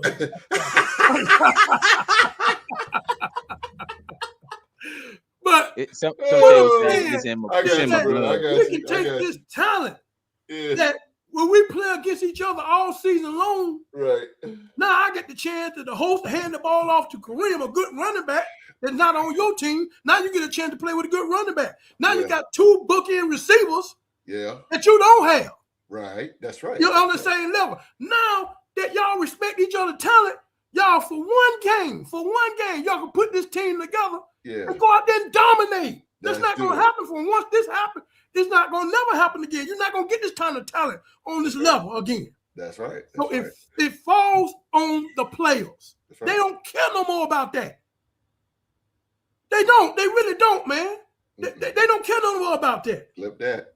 You're facing someone in your conference or someone that's in your division, and each and every time you play against this person, it's a hard fight. You know, you have to bring your lunch pail. But imagine you get the opportunity one day to play against your nemesis, play with your nemesis. Oh, I got some. Oh, we're gonna tear their ass up. That's what we think. That's how we're gonna think. All this talent from different teams, we're gonna tear their ass up. Mm-hmm. They don't think like that no more. They just out there to be out there, just because they've been voted, so they ain't got no choice but to go. You know, or be fined. Mm-hmm. They just doing that to stay away from fines now. If they had a choice, wouldn't be no All-Star, wouldn't be no damn Pro Bowl. Mm-hmm. They might well eliminate that, but they got to do it because not being fined. But that's the way that we're gonna get it back competitive. We got to change the mindset of these players, make them be competitive with your arch enemy in your division. Mm-hmm. Mm-hmm. Think how you're absolutely right. Think how blowed up we were when we finally let the pros go into USA in '92. Oh man, the world was going crazy. All this talent we can put together, can't nobody do nothing with us. We'll never see that again. We'll never see that again because they didn't have that kind of mindset from that far on. They were just playing. Yep. They were just playing, man. But now, see, that's why they could never after they start putting all these USA basketball teams together, man, they just didn't have the mindset to combine they talent together like they did in '92. Mm-hmm. Mm-hmm. You know what I'm saying? See what I'm saying? And it's the same thing in the All-Star game and in the Pro Bowl. These players don't have the mindset to mesh with your competitor. To mesh with your competitor to make a dominant offense for that one game. Mm-hmm. And it's on both sides. That's on both sides. That's what makes it so competitive. You know, I got a chance to throw an alley-oop to Rock. I never would have a chance to throw an alley-oop unless it was during the offseason. Mm-hmm. Mm-hmm. I got a chance to throw an alley-oop to this man. He go get that rock. I see him. He do it on my team. Mm-hmm. You know, I get to get an assist from Kareem. Yeah. He know how to thread that needle. Yeah. You sound like Allen Iverson when he said, man, it was an honor to play in the All-Star game with Michael Jordan. It's an honor. Yeah. You'll never get a chance to play with these players. Yeah. See, they don't look at it like that now. Mm-hmm. So it's not the fact that what we can do outside of the player, it's the core, it's the player, their mindset. Until that changes, then this is what we'll continue to get. Yeah. We'll continue to get. That will never change. Now, they can keep the All-Star game, they can keep the Pro Bowl, but it's still going to be raggedy. They can change it all. They can flip-flop it, doing all they want to until the players get a competitive mindset to join forces. Join forces. Like the Avengers. Like the Avengers. Join forces. Let's join forces, baby. Yes, sir. With the talent of the player that you faces in your division to be dominant against the other conference, and the other conference, same mentality that they feel. And that's when you'll get the competitive game. I agree with that. Yeah. I agree. That's true. Because that is true. Because back in, like you said, Q-Dog, back in the day, Magic Johnson and the people that was on the Western All-Stars, they wanted to beat Jordan and them on the East. Hell yeah. They didn't want to go back. They didn't want All-Star weekend to be over and to know that, we lost to Jordan and them. So in the final, if we got to see them in the finals, we know, our conference better than y'all. It's no more conference bragging rights now. Right. Go ahead. Certain players. I mean, you pass to certain players, even announcers. Yeah. You know what I'm saying? You know, Isaiah threw up a pass to Jordan. He dunked it. You know, that'll never happen. Yeah. That'll never happen. But it happened in an all-star game. Yeah. You learn to put your differences aside, which we understand because you're supposed to have differences and you're supposed to have animosity toward each other because you're both trying to get one thing. But now we're together. We're together. So we have to work together. And we work this time together. We will never be able to work this time together ever again. Man, you sound just like 92, like I think you said this, the 92 Dream Team. Because Michael Jordan was the man, but Magic Johnson was like, no, I'm the man. You know, they had to play it out, and they they were going at it in practice. That's right. And Chris Webber, don't let him talk to you like that. That's right. Yeah. And Chris Webber them and Christian Laettner, they came in there and whipped them guys. Because, Grant Hill and Bobby Hurley. And they went in there and whipped them, man. Until they can like Q just said, until they can finally come together and get this thing together, and then they beat the brakes off them the next time. But they said Chuck Daly did that on purpose, though. Chuck Daly was a genius, bro. He said they did that on purpose to get the best out of the the Olympic team. Chuck Daly was, oh my God.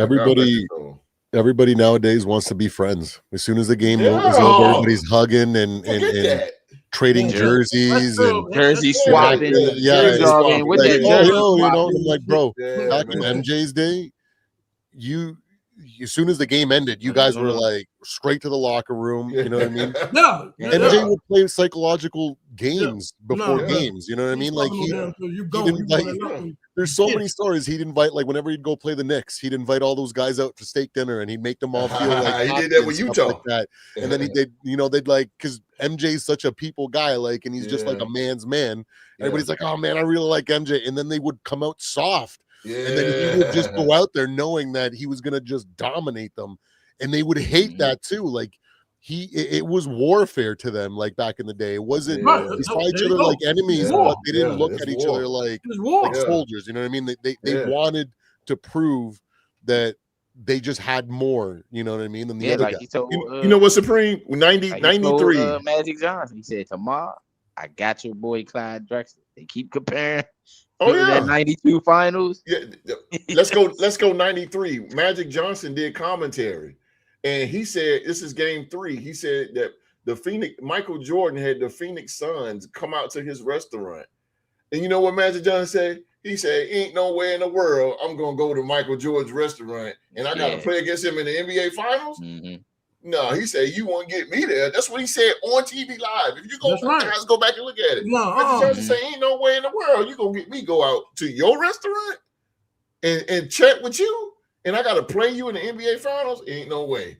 And the thing about we talk about competitiveness, and when you're playing against a competitor, those competitors, how can you sleep? Warrior in the garden. That's what's up. How can you have a comfortable sleep?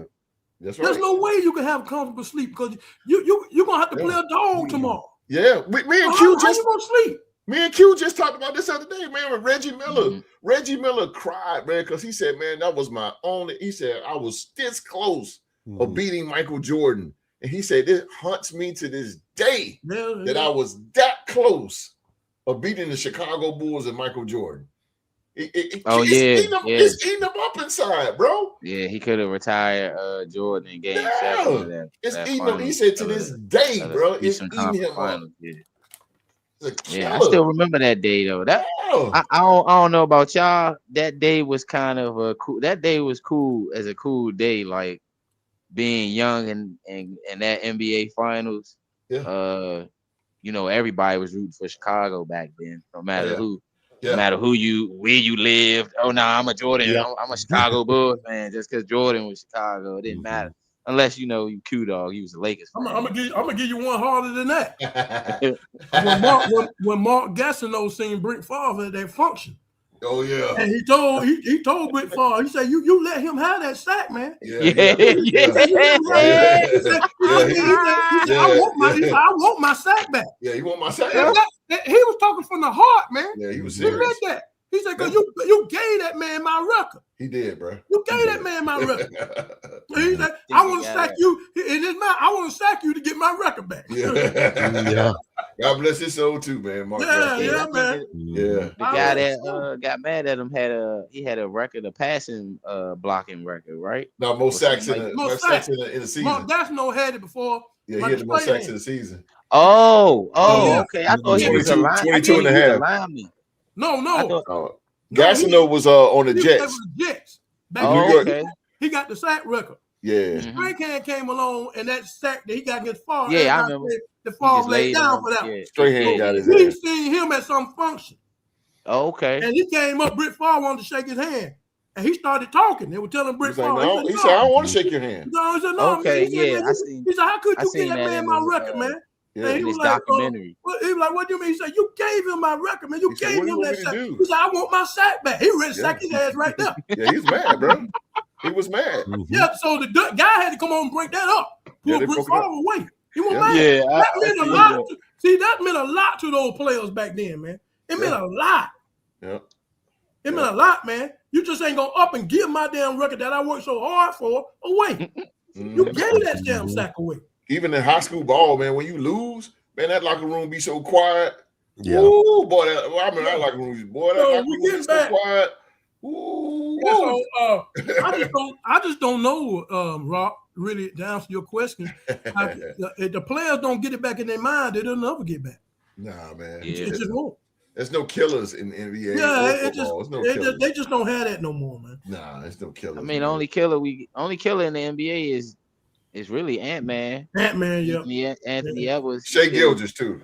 And Shea, that's why I said the NBA versus the world, because at least you'll get some FIBA All-Stars that they can bring over, because it's not a lot of overseas All-Stars in the NBA outside of Luka, Giannis, Jokic. Damn, I'll just name the top four right there. Jamal Murray, the Canadian. No disrespect to Supreme, the Canadians. Dylan Brooks, Jamal Murray. Shea. I can't stand Luka, bro. I gotta add that in there, man. I'm gonna shut up, but I can't stand Luka. When you gotta draw a foul just to score, that just bothers me big time. I don't know what it is, but I don't the only thing James Harden for that. He don't let people speed up his pace. Yeah. I love his slow methodical. That is incredible. Him and Jokic do not let people speed up they pace. They gonna control the game out there too. Yeah, he actually has the fire. Man. He's from a different. He's not from the States. He didn't grow up like. I would like to see him dribble against like a defensive player like Chauncey Billups back in the day. That's why you talking about Luka Doncic? Yeah. He was Dallas Mavericks. The offense was born because it went through Luka. Yeah, born basketball. Yeah, but you got to draw a foul just to score.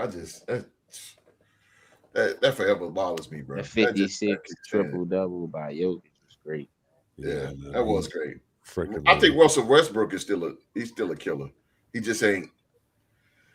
He's on the back end of his career, though. Yeah, Father Time got a hold of him. Yeah. It's a lot of them, man. But just want to say I appreciate you guys' input on great topics, man. Good topics, bro. Put together. I thought about it. I didn't want to overthink as far as bringing the topics to discussion. So I felt as though these are two topics that I know really we need an answer to, because it's changing the landscape of competitive sports. What our kids that are in competitive sports and like football and basketball, they're watching the professionals, they're watching the pros. So they're watching that the Pro Bowl is having a flag football game. They're watching that the NBA All-Star game, the best players in the world that they're telling you to harness your game after, they're not taking this game serious and things of that nature. And to me, I feel like that's the worst mentality that you can ever have or try to implement to a young person that's growing up in our society today, that it's all right to quit It's all right not to be competitive. It's all right to tell yourself, all right, I'll do it maybe next time. No, it's not no maybe next time. If a lot of people out, Let me ask you, I'm going to cut you off. Let me ask you a question. For those of you out here, hosts and T-Rock, that are raising young men, and when they get to playing sports, and knowing the way the sports world is now, you want your son decide to want to play football. Your son say, Dad, I want to play football. I want to play basketball. Okay, you put some in playing football, or you put him in playing basketball. And the minute that you find out that they're not competitive, what do you do? Well, as a parent, I will keep my son in the sport. I will keep my son in it, because just because it's not competitive as of right now, that's going to allow him to think that he can quit. And you know, from my past experiences on certain things growing up, like, not to get too personal, but you know, my dad was murdered when I was 8 years. When I was 7, 8 years old. So I didn't have a father figure to harness certain things to me that I'm harnessing towards my sons, or at least implementing or learning each day to implement towards them. So it was certain things that I wish that myself, I would have had somebody tell me, keep going at it. You know, I played rec league basketball for my neighborhoods and stuff like that. And their dads, kids that was in the same team as me, their fathers was all involved in the team. So a person whose dad not involved in the team, you grow that self-doubt. Am I doing everything I'm supposed to do to make this team? I'm coming into practice, I'm being competitive in practice, but not seeing no time playing basketball, but my team is winning. I had big times that I wanted to quit, but I didn't quit. You know, I stuck it all the way through. I played my role on the team, and the team that I played for, we won a championship. We went undefeated as a rec league team, and that was when I was 14. That was my freshman year in high school. I was playing rec league basketball because I didn't make JV. But after that year, I made JV my 10th grade year and kept trying out for the basketball team. Got cut, but it didn't stop me though. So that's one of the things that I tell my sons, if they ever, and that's what I told my oldest son now, my 15-year-old son, Tariq Jr. I told him, I was like, son, if you don't get discouraged because you got cut from from a basketball team. You know, it's more opportunities out there. Who said basketball is your lane? You can be anything you want to be, and I support you. And I say that to my other two sons as well. I'm not really pushing my boys to jump into sports, but if they like it, and they come to me and say, Dad, they want to be involved in it, and I just tell them, don't quit, because if you quit, you're gonna regret a lot of opportunities or miss opportunities that you could have seized. And I'm a witness of that. I'm honest. Yeah, you see a lot of children, especially former athletes, that their sons follow their daddy into the professional sport that their daddy played, because that's all they know. That's all they ever seen. No, 9 times out of 10, a lot of them that they're not going to be as good on the level as their daddy. You know, let's take a prime example. We're gonna say the Sanders. You know, his boys. You know, they'll never be to the greatness that their daddy was. You know what I'm saying? And the gene is there. We see that, and they can play. But to be on that level like that, there's no way. I can't see that. But I understand what you're saying. I'm saying we're talking about competitive, and this is the way it's going to be from the future. We're not going to see competitiveness going on unless, you know, you get a kid here and there that wants to compete or whatever. You know, I'm saying, y'all got young boys or whatever, and you put them in, and like you say, would you want them to, like you say, never quit, stay at it, fight, work hard. It is something that you believe in. You know, work on your craft. You know, work on your skills. There, be a gym rat. Whatever. That's truly, if you envision yourself to be in the NBA, that's where you envision yourself to be, then you're gonna have to put the work in, buddy. That's just straight up. You know, I'm not to tell you that's not a given. You know what I'm saying? This is not a given. That's hard work. Mm-hmm. That's hard work. Mm-hmm. That's what you want to do. I'm behind you 200%, like you say. I'll be behind your children 200%, whatever they do. But I was just wondering, since y'all was raising boys, that we see, and we're on the top trying to get these sports back being competitive, you know, and they'll be in the future of sports if they decide to get into it. You know, and coach, you've been a coach yourself as far as basketball. Yeah. And have to deal with that yourselves. I mean, yeah. That's to me, that's why I'm not into coaching. That's why I don't want to be in coaching, because Yeah. you know, I only know one way. And that would frustrate me hard. That Yeah. if I get a team, and we talked about this and they came out and we lost and y'all playing with each other. That would piss me off the most. that will, man, because I think not only you're wasting my time, you're wasting your time. There you go. You're really wasting your time. You could be doing something else if you're not taking this thing seriously. I'm not expecting you to be no Michael Jordan or whatever, but at least come out and take it seriously. Yeah. My son, really, really, really quick here. My son's 7 years old. And he like playing T-ball. Now he's over to coaching pitching. And he cries when he strikes out. Okay. We're going to stop that crying. We're going to stop that crying, bro. Yeah. We're stopping that. So he was striking out a lot. So you know what we did? In the backyard. If he was right here, he'll tell you. I had him out there in that backyard. We working on ground balls and we working on hitting. Out 1 hour. And after that, you go do your homework. Or you do your homework first, then we go out here. Right. It's hot as on. I'm sweating too. I just got off work. I'm throwing pitches. We're gonna work on this thing. We're gonna work on it. Yep. And then he start getting his time, and I start, you know, counting in your head. 1, 2, 3, bam. You know, start getting the time. He started getting it. Okay. And I coach YMCA 13, 14-year-old. I coach right now. I mean, this is our winter league right now. And we got a game. We got the next January 10th. Anyway, but I set the tone before practice and everything, before the first practice. I said, you know, y'all want to go to, I said, how many want to go to the NBA? Raise your hand. There you go. Raise your hand. Okay. In order to go to the NBA, you got to work hard. Yeah. I said, I always point at the door at that gym. I said, every time you come in this door for practice, every time you come in this door, that means business. There's no fooling around or none of that. If you want to go to if you're serious about going to the NBA, your road to the NBA go through me. We're not gonna sit here. We're not gonna, you know, play 21 and all this. No, we're doing drills and we're gonna run. I'm like Coach Carter, get to the baseline. Coach, I'm tired. Coach, I'm tired. I ignore it with my whistle in my mouth. Let's go. Let's go. You want to get there? You got to get there, man. And Supreme know this because he's a part. He got his own show as well.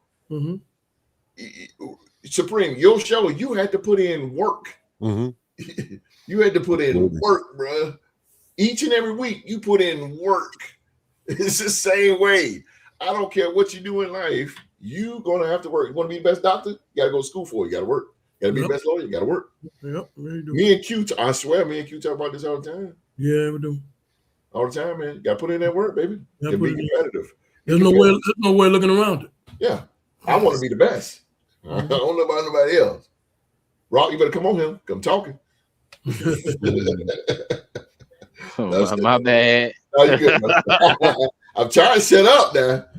You good. You good. This is good.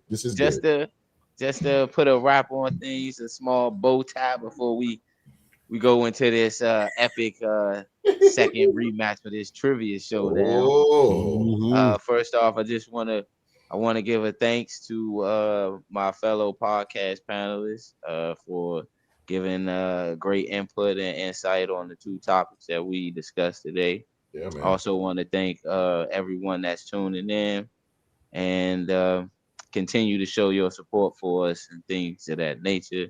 And also want to thank God for allowing us to be here tonight safely with our families through the Christmas holiday and be able to make it here for the show tonight with no problems or anything of that nature.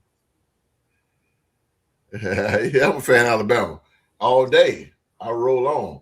I roll on, baby. But yeah, man, this all you guys in topic. This has been podcast panel month, and I'm so glad that you guys, from Supreme to the Dog to Rock, you guys have came up with great topics, and I love this, and I really should do this more often. This is, like I said, we do this in the off season when there ain't really no football to talk about, but we usually have this, but this is good because you guys are very talented.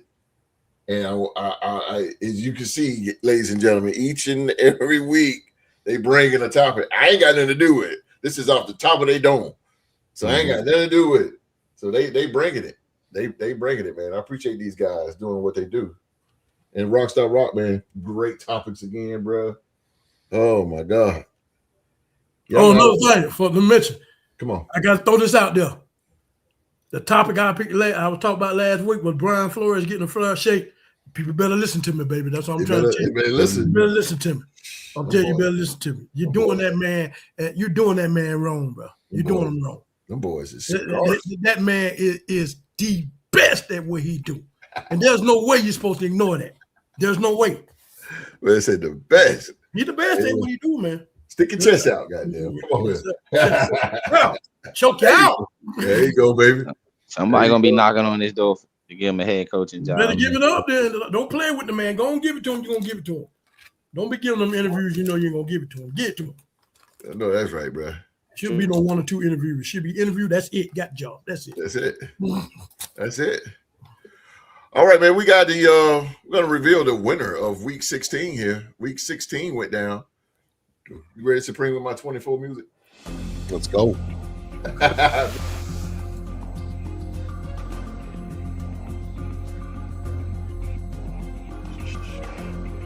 Gotta detonate the bomb here. This is gonna be the red wire or the blue wire? Maybe the green.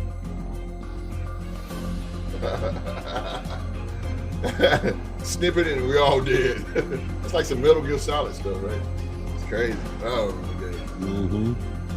All right, ladies and gentlemen, the winner of week 16, picks and predictions.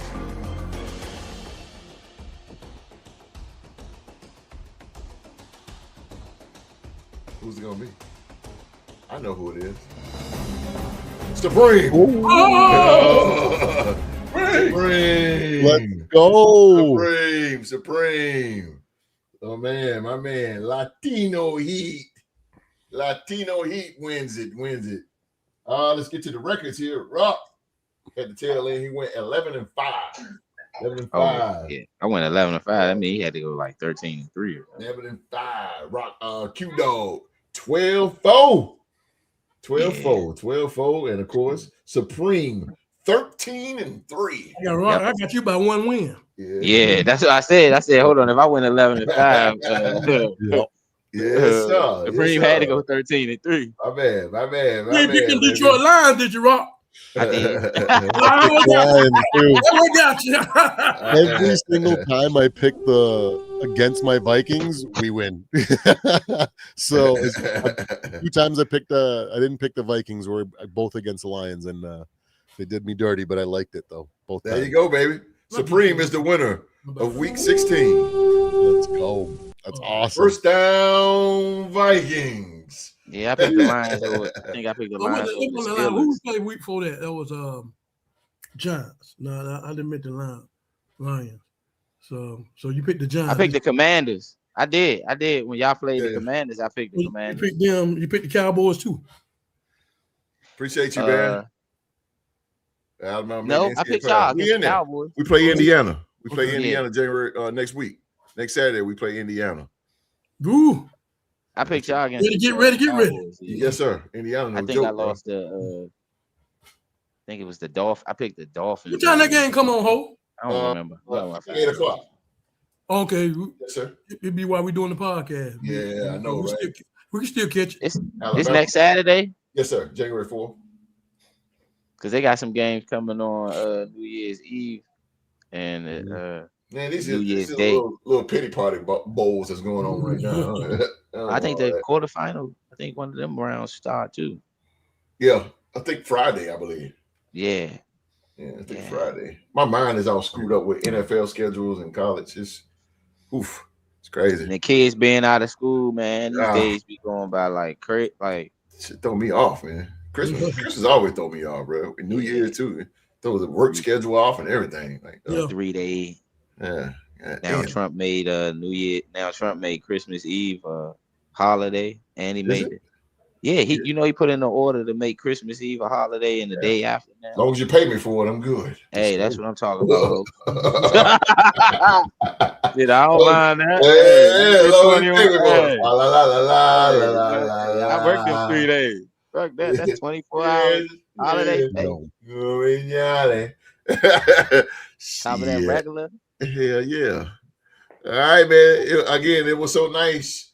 We got to do it twice, man. Let's go. Wrong one.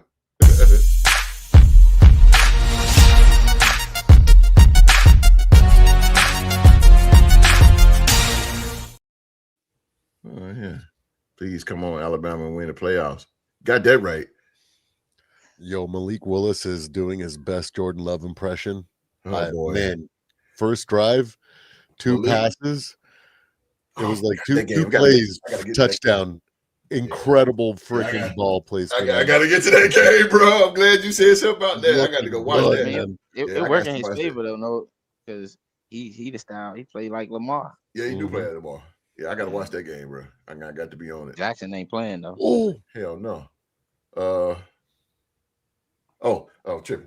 This NFL trivia showdown here, man. We're gonna run it back. We got the champ, the dog, looking for win number 10. He is the longest reigning NFL trivia champion in history here. He's going against Rockstar Rock. He can become the first ever Triple Crown winner here. Yeah, let's go. Come on, Rock. Believe in yourself. Supreme, who you got here? You gonna stick with your Viking brother? I think I'm gonna have to. Okay. I kind of want to pick the upset though too at the same time. But because Rock did really well to start last time. The Q Dog is so knowledgeable, man. It's hard to go against him, so I still gotta ride with my Viking brother right here. All right, here we go then. All right, 10 questions. Oh. I'm sorry, Howard. Jesus. All right. Come on, Howard. The following contest is scheduled for one fall, and it is for the Real 2 Sports NFL Trivia Championship. All right, Howard. Thank you. All right, man. The dog is the champ. The dog gonna go first here. 10 questions. 10 questions for the title. Whoever got the most out of 10 will be walk away the champ. Here we go, Q-Dog. You are the champion. Let's do it. Let's do it. So we got. What number did Richard Sherman wear with the Seattle Seahawks? Well, damn, I got you already.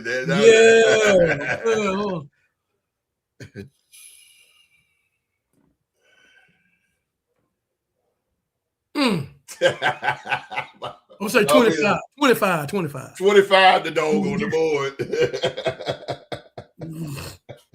Boy, I got you like that last week, bro. He's like, oh, damn.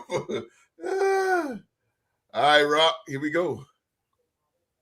Which ESPN sportscaster and anchor passed away in 2015?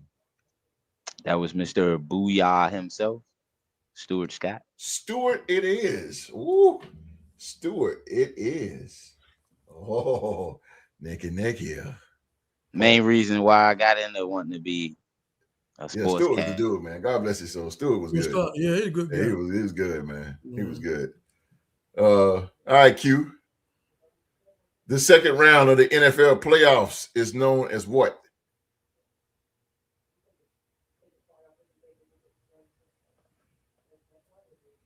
The second round. Downtown Judy Brown.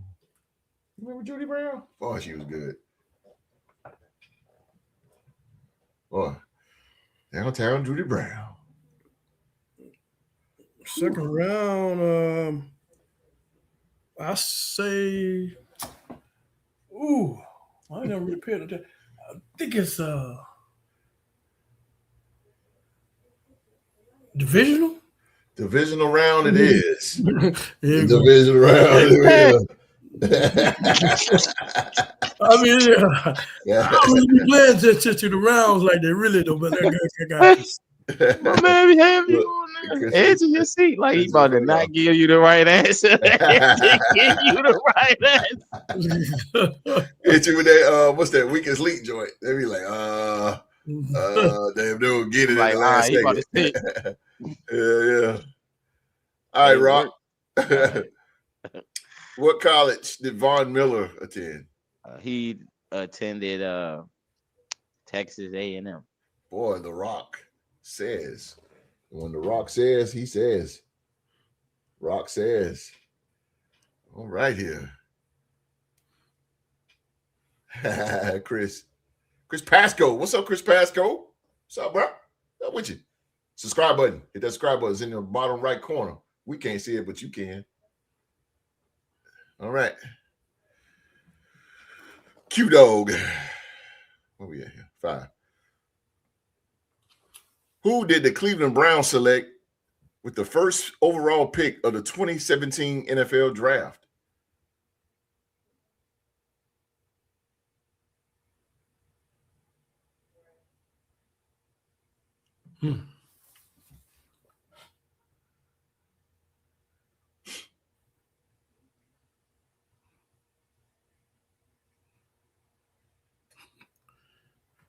That wouldn't be Baker, would it?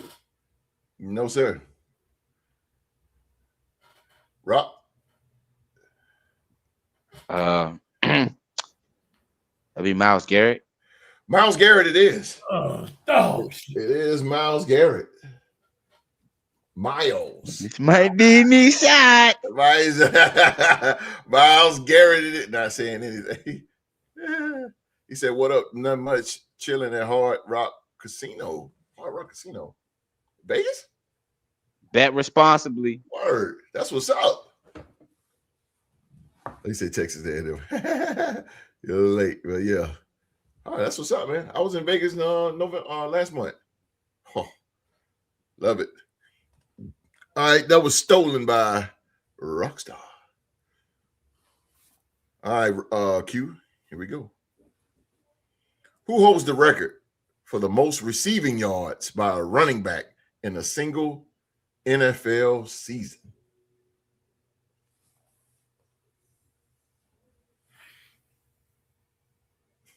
I got to be Christian McCaffrey.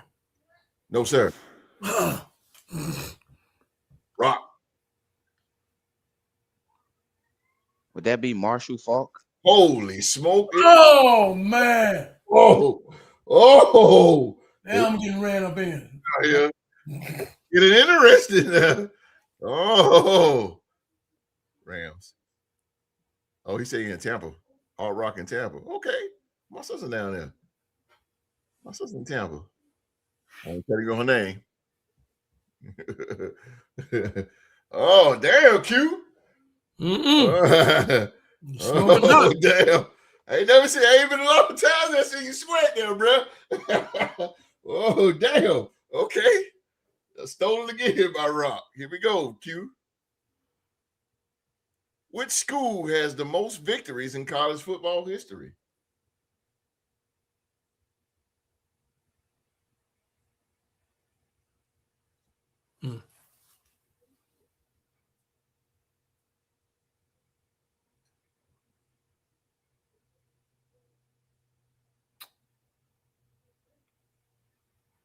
Dang. I'm gonna go with I'm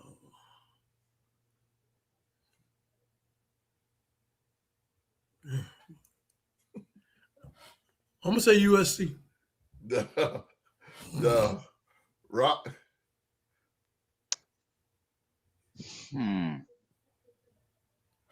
Most victories in college football history. Because some of these big schools, they done got some of their victories vacated. Oh, no. I know. I messed up. I know who it is now. I'm going to go with Alabama. Supreme, show him your hat. Oh, Michigan. Nah, I should have said Michigan. I did think Michigan, but I thought they vacated wins. Supreme, why ain't tip your hat at me, baby? Not gonna lie, I didn't know. You gotta play the game. You gonna stick with the fight. You gotta stick with the Vikings, baby. I thought about Michigan because of the whole Bo Schembler. Hey, tip your hat, baby. I'll do right there. I didn't even know they had that. Some teams got wins vacated. Yeah, all you have to do is tip your hat at me. Notre Dame. No, not Notre Dame. All right, nobody got that right, so it's back on you, dog. Oh, damn. Who is the last NFL player to lead the league in rushing for 3 consecutive seasons?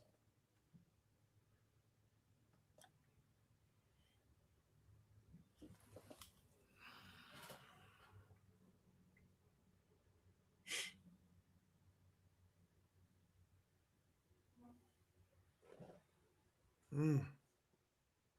3 consecutive seasons, last player. You got to get these 3, Q.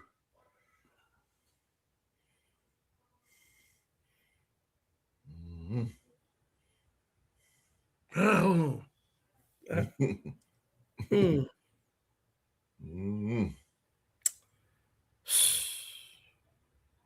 What you got?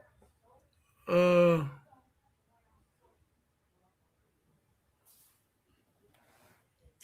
want to say AP. Nope. Chris Pascal said that's an easy one. Rock. Who was the last player to lead the league in rushing for 3 consecutive seasons? 3 consecutive seasons. Nope, not quite following the logic. Not quite. Was it LaDainian Tomlinson? Nope, that's what he said. That's exactly what he said. LT, no. Emmett Smith. I started to say Emmett, but then I started. That was during them Super Bowl years too, probably. When they led the league in rushing. I can't think. I was 3 a years kid. in a row.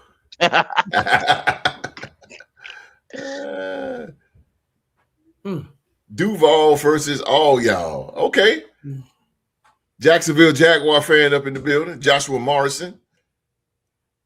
Hit that subscribe button on the right-hand corner, baby. Rockstar Rock is your fellow Jacksonville Jaguar fan. Jacksonville for real. That's what I call them. Jacksonville for real. All right, Q. Come on now. You got 2 more here. You gotta give me something. You gotta give me something. Right now, the score is 4-2, Rock. Your title is in jeopardy, brother. Let me tie it up. What year did Jimmy Johnson become the Dallas Cowboys head coach? 1989. And well, that was a good year for you, wasn't it? Yes, sir. That was a yo. Yes, sir. That was a good year for you, huh? Very good year.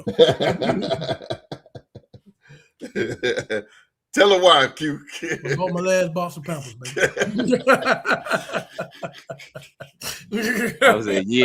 I was a year old, and that man brought his last box of Pampers.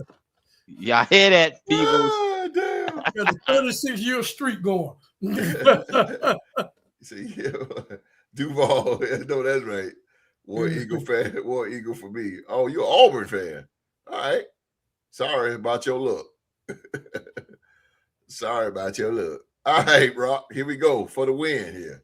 Close things out. Tired, Rock. Slip on that banana peel. All right, Rock. Here we go.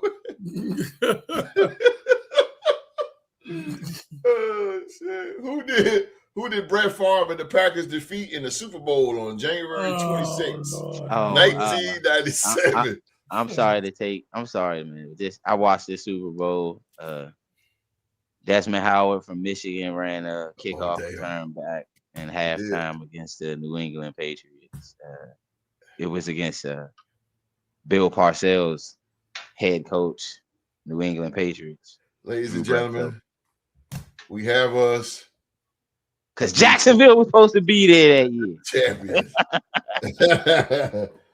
Oh, Rockstar Rock has the done champ. I got it. Impossible. I almost slipped, but I got it. Yo, some of these questions were brutally hard, bro. Whoa. That was crazy, bro. You got it, Rock. Rockstar Hey, Rock. I'll run it back with you anytime, bro. Rockstar Rock. Will there be? I'm gonna let Cream get you next. Supreme get you. Yeah, you go. Hey, I just hope I He hold sat this back title and watched. with He done watched 2 episodes, so he done got sharp. prestige. Oh yeah. Supreme came out firing on Mark. Mark didn't know what to do. I doubt I hold it that long. You know, this might be a one and done thing. Hey, that's all right, brother. But hey, I'm appreciative. Hey, you you did it, bro. You did it. Rockstar Rock. Appreciate it. Let's go. Triple Crown winner. Triple Crown. Yep. Champion. Congratulations, my battle. brother. And you see, Yeah. I'll never give up. Yeah, Do what you man. need to do. That's what's up. That's what's up, man. Somebody has finally beat the dog. I had to step up to the plate. But before anything, man, I gotta give Q-Dog a round of applause, man, for being I've had it for a long time. I'm telling you, for a long thing time, bro. For what, 3 years? About 3. Yeah, something like About that. 3 Yeah. years. He held that joint for 3 years. Good Lord. I miss D-Rec. I miss him. Oh Lord, have mercy. Yo, D-Rec, yeah, man. Oh, D-Rec, boy, I that hit was him in the mouth when he stepped in the ring.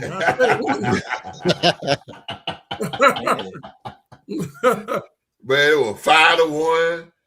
6-1. I said, God. Keep on getting back in there. I'm coming to you. I just stop, bro. Don't do yourself. Stop, man. Don't do yourself like that, bro. Don't do yourself like that. Don't do yourself, bro. Come on. He just kept getting back in there. I want you all next week, bro. You just got beat 5-1, bro.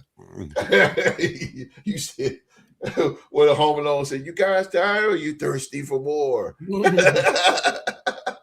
Good Lord. Did y'all say something to him when the Vikings beat the Giants? No, I know he was gonna look for you if they'd have beat y'all. Yeah. That's what they did. That's what they do, bro. They'll find you now. They got Timu JJ McCarthy over there. He ain't doing nothing against B4. Nothing, bro.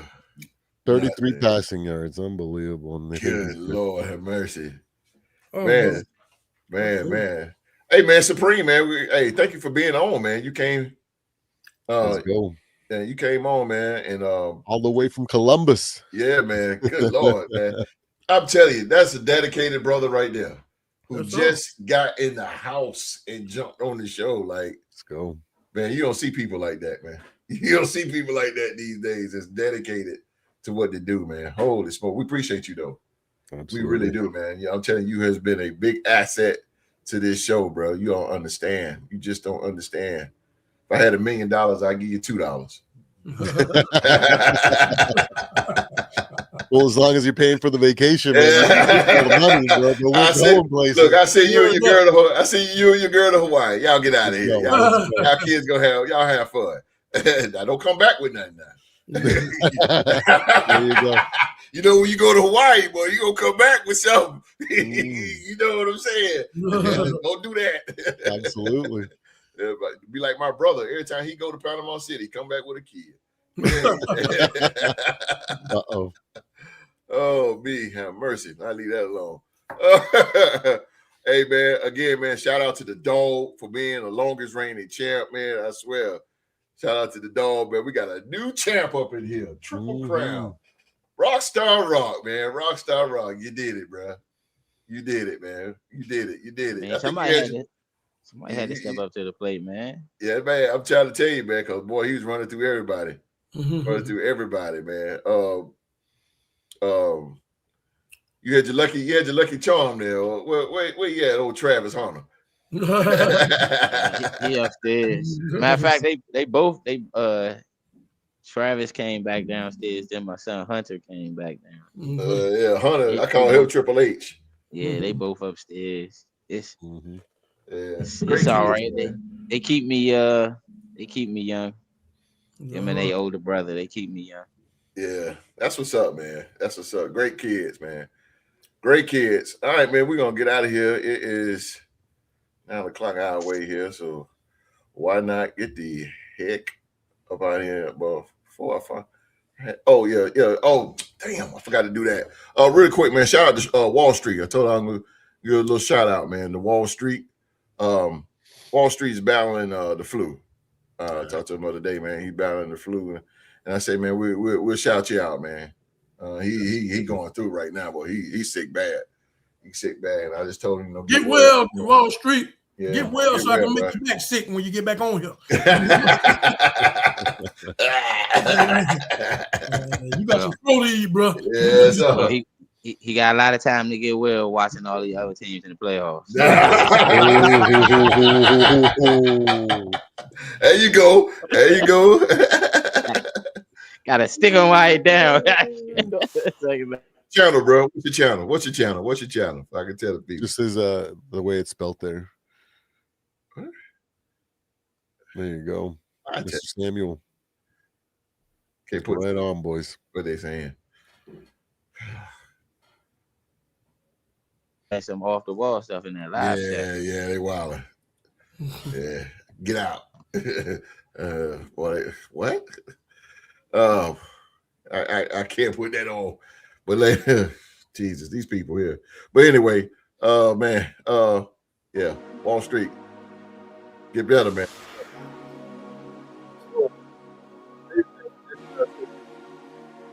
Always want to thank you for watching another episode of the Real to Sports Talk Show, man. We need y'all help, man. Can y'all help us? Hit that like button, and that thumbs up button. Like thumbs, and hit that subscribe button. Turn on that bell for all notifications. Also, man, we got Supreme over at Purple and Gold Bars Podcast, man. Purple and Gold Bars Podcast. If you're a Minnesota Viking fan and you want all Vikings content, I suggest you go over and check my man Supreme out. It's just like how it's spelled in his name, Purple and Gold Bars Podcast. And I'm sending anything purple that way to him. I've sent about 3 people that I know over to him. I'm going to send many more. Now that the holidays are over, I'm going to start ramping it up. Oh, God. Say it again, Supreme. The holidays are over. Yeah. Good God Almighty. Working at church and then just family stuff and events and holidays, but now it's back to work, man. Yes. Good God Almighty. Thank God that shit is over. Again, man, thank you guys for watching. Hit that subscribe button, turn on that bell for all notifications, man. It's going to tell YouTube to put us at the top of the list in the YouTube sports community. So we appreciate you, man. We need that. We need that.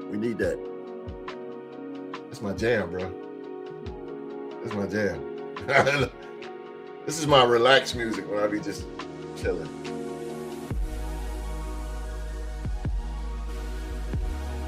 Love it, Q.